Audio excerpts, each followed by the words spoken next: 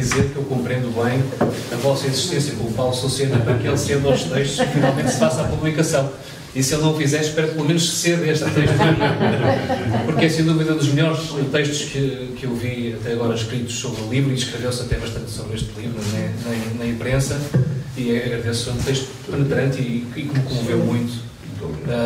E tenho que exprimir aqui o meu reconhecimento à FENPROF, ao Secretariado Nacional da FENPROF, na pessoa do Mário Nogueira, o agradecimento também ao Paulo Socena, aos membros do júri, que entenderam distinguir a Samsung, claro, evidentemente, penso que estava a esquecer, lá percebeu, e que entenderam distinguir este meu afirmamento. E eu devo dizer o seguinte: este livro foi, na verdade, finalista de vários prémios este ano, mas eu acho que não há em Portugal um prémio mais adequado a este firmamento em particular do que um prémio que leva o nome do António Gedeão. E por isso ele encheu-me de orgulho verdadeiramente, porque eu, na verdade, eu escrevo na senda do António Gedeão. Não há muitos poetas portugueses a fazê-lo, é um caminho que ele desbravou, António Gedeão, mas que tem sido pouco frequentado ainda na poesia portuguesa contemporânea. Há sinais de que isso está a mudar, e o António Gedeão é um poeta cientista. Curiosamente, ele fez a primeira parte do seu percurso académico na minha universidade, no Porto, na Universidade do Porto. Creio que casou no Porto e terá sido até pai pela primeira vez no Porto. Não sei se começou a escrever poesia no Porto ou não, mas na verdade eu escrevo na cena do António Gedeão. Este meu livro convoca, como aqui ficou claro, o tema da astrofísica, da física quântica, da robótica, da inteligência artificial, do pós-humanismo e do transhumanismo, de que agora alguns gurus que se acreditam quase também transcendentes, uma espécie de entidades metanacionais que até já desafiam os Estados soberanos, como foi o caso do Brasil recentemente, com o Elon Musk. E também há aqui sinal de que alguma coisa está a mudar, porque na verdade, nessa batalha judicial, o Estado soberano brasileiro levou o melhor sobre o Sr. Musk. Vimos também há pouco tempo o TikTok interferir nas eleições da Roménia, e há alguma coisa que está a mudar, porque na verdade as eleições foram suspensas e haverá provavelmente novas eleições, mas de facto os meus ascendentes e os ascendentes deste livro está desde logo o António Gedeão. Se nós recuarmos um pouco mais, há um poeta do início do século XIX, que é o José Agostinho de Macedo, que escreveu um poema didático chamado Newton, que é uma coisa extraordinária, porque é um poema em decassílabos alexandrinos e 4 cantos, que procura explicar poeticamente as teorias do Newton, e é um poema hoje praticamente ilegível para os padrões atuais. Há, curiosamente, um poeta do período romântico, também Soares de Passos, que tem um poema homónimo do meu livro, Firmamento, também do Porto. Há alguns poemas de Jorge de Sena. Há um livro já tardio do Vitorino Nemésio, penso que o penúltimo livro do Nemésio, onde se fala pela primeira vez da poesia portuguesa do ADN e do ARN, por exemplo. E depois não há muito mais, para além disso, venho eu, e há também um poeta chamado Jorge de Sousa Braga, também um poeta que tem sido múltiplas vezes distinguido.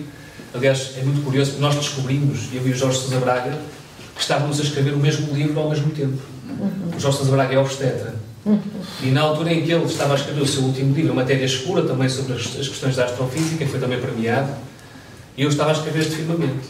E nas consultas em que eu e a minha esposa, a Maria Miguel, que aparece neste livro, íamos, ao consultarmos Jorge Sousa Braga, nós acabávamos por trocar impressões sobre o livro que andávamos a escrever. Mas é evidente que em diversas épocas da história, as correspondências entre a ciência e a poesia, e entre a arte e a poesia, e a arte e a ciência, e entre o cientista e o artista foram notórias, foram particularmente pujantes. Basta pensar, por exemplo, no tempo do Iluminismo, no século XVIII, havia quase uma espécie de deslumbramento para com as descobertas da ciência, com a descoberta das leis universais, que eram uma fonte de conhecimento, de racionalidade, mas eram também uma fonte de beleza estética, quase de deslumbramento com o mundo. Mas também tivemos épocas em que houve um divórcio quase entre a ciência e a arte, e basta pensar no período do romantismo, em que no fundo se entendia que a ciência que matava o mistério, e ao matar o mistério matava a poesia. Bom, eu, contrariamente ao que é comum, trouxe um texto muito curto, apenas, não tanto sobre o meu livro, mas mais até sobre as correspondências entre a ciência e a poesia, e portanto vou ler, mas é um texto curto. Há de facto um autor, o Gomes Leal, e agora já não falo de autores do Porto, parecia quase que estava a falar de uma espécie de escola do Porto da poesia contemporânea, que fazia as pontes entre a ciência e a poesia, que seria uma coisa verdadeiramente curiosa.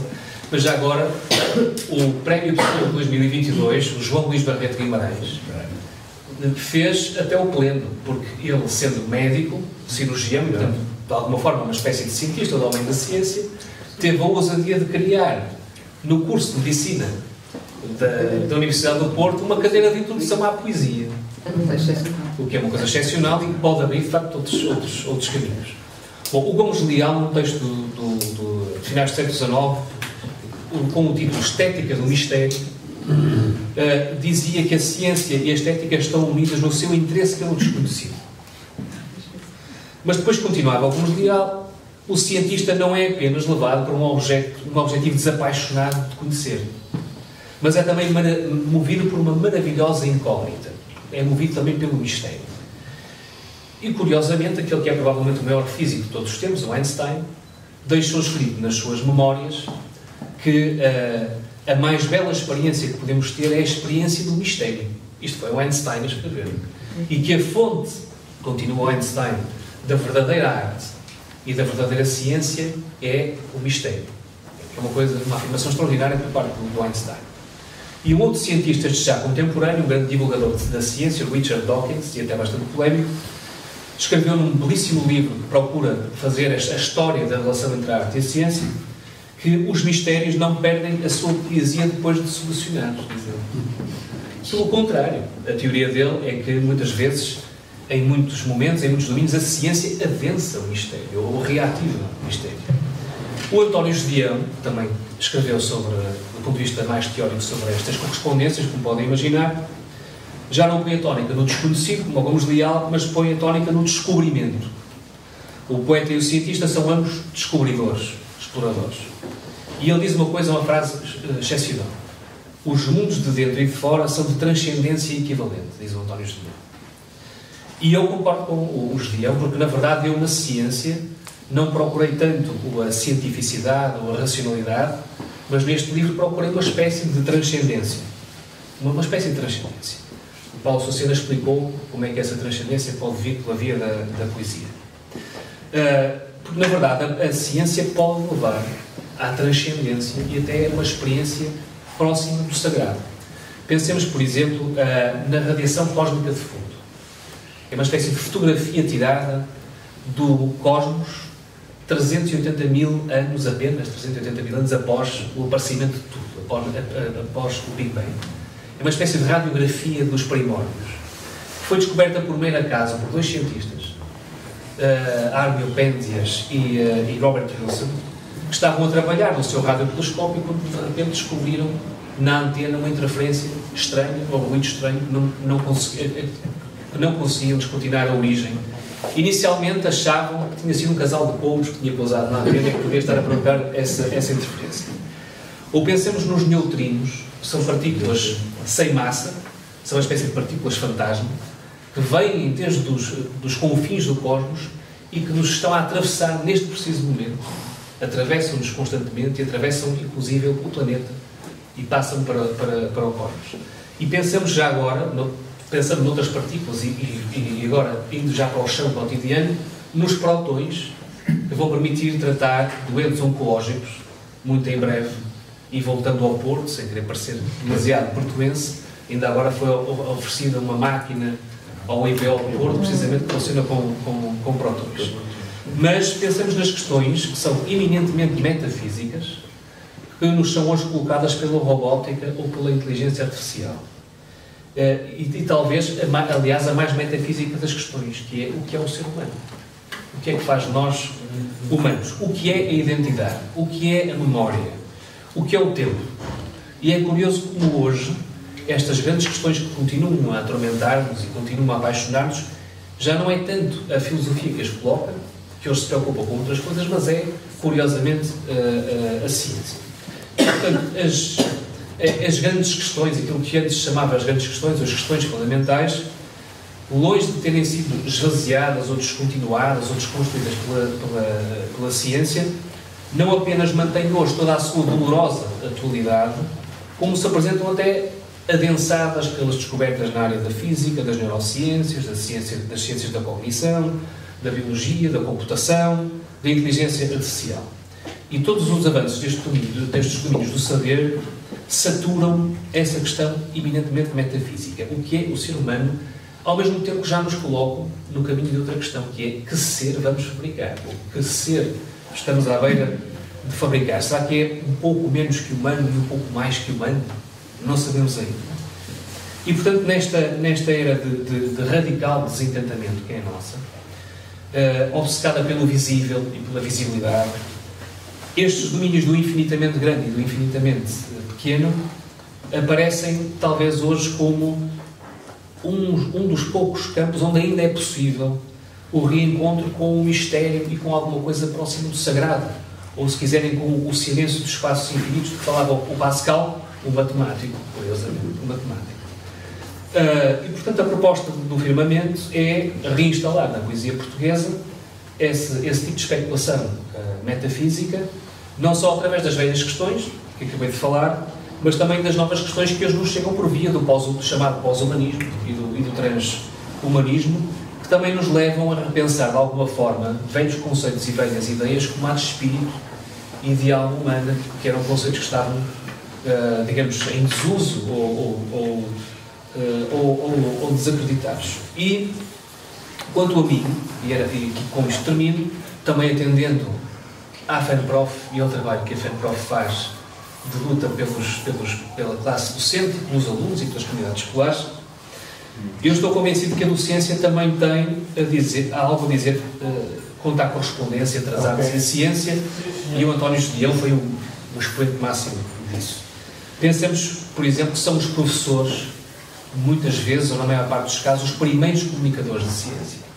O primeiro contacto com a ciência nosso, em crianças, é feito com os professores, e são também eles, na maior parte das vezes, a fazer a mediação entre os alunos e as obras literárias, e, portanto, eles também em condições, também privilegiadas, para fazer estas pontes, como fez o patrono do prémio António Judião, porque, afinal de contas, como nos versos do Pessoa, até do Álvaro de Campos, o binómio de Newton é tão belo quanto a Vênus de Milo. O que há é pouca gente para se dar conta disso. Bom, o problema, e com isto termino, o problema é que na escola atual, em Portugal, tal como creio eu que na maior parte das escolas, um pouco por toda a Europa, e aqui permitam-me que eu não cito a mim próprio, cito um artigo que publiquei no Expresso há cerca de 2 anos. Hoje, de um professor, espera-se tudo.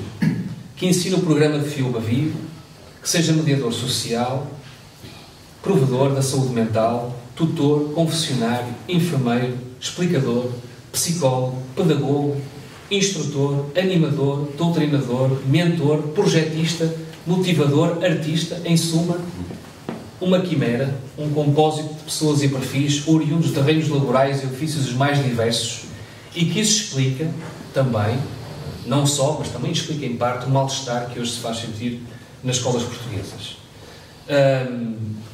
Mas eu sou um otimista e creio que ainda será possível que, apesar de tudo, nas escolas e com os professores, nós possamos contrapor um humanismo digital ao risco da desumanização digital que nós vemos hoje um pouco por todo lado e também nas escolas, e que possamos nas escolas dar primazia àquilo que a Montaigne chamava uma cabeça bem feita e não apenas a uma cabeça cheia, muitas vezes saturada de informação, mas que já não é capaz, por exemplo, de memorizar, e por isso eu creio que os professores aqui têm um papel a dizer, e quem sabe se os poetas não podem dar mais. Muito obrigado.